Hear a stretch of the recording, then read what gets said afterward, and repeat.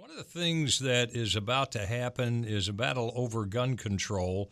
Congress has been threatening that for quite some time. Of course, the president is blaming everything that happens, the killing of the police officers on gun control and on and on. But joining us right now is Michele Byington, a gun law analyst. And Michele, what are the chances that Congress is going to get together and vote on any kind of gun control legislation with the Republicans in charge right now? Very, very low. So we had Paul Ryan come out not too long ago, who was our Speaker of the House, stating that he did not plan on allowing any more votes on gun control. And there's no reason not to take him for his word. And being that he controls the agenda and what votes get to go to the floor for or what bills get to go to the floor for a vote, if he says that it's not going to happen, it's probably not going to happen. What do the Democrats want?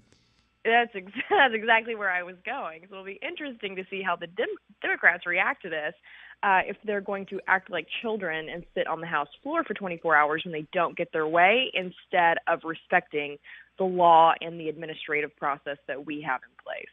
Now, the president obviously is threatening to do whatever he can to bring about gun control because he is under the misconception that all of these killings and everything are a result of too many guns out there. And what are his options? What can he do without the Congress?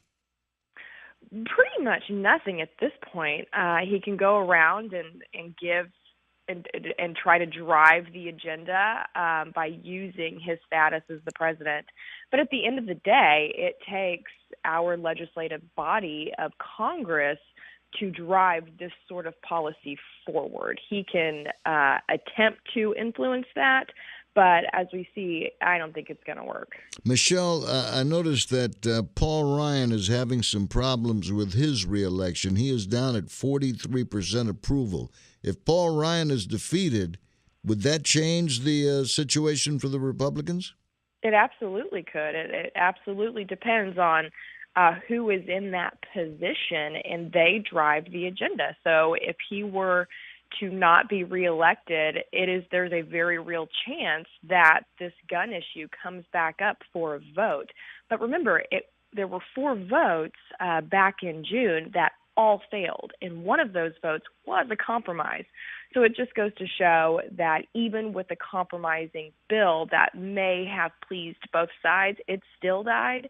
There's really no wiggle room for the Democrats on this issue. And, of course, the Democrats are threatening to take over the Congress, that they're looking real good in several states with the possibility of winning some seats and, again, perhaps taking over, including one here, David Jolly. There's some question as to whether or not, because of the redistricting, that he'll be able to maintain his seat. And once you got Democrats in control, gun control would be a shoo-in, I'm thinking. It's definitely a possibility, and that's why it's so important that we stay educated and we know what our representatives are doing and what they're fighting for. Because at the end of the day, these people are elected officials, which means we've got the power to put them in and we've got the power to bring them out.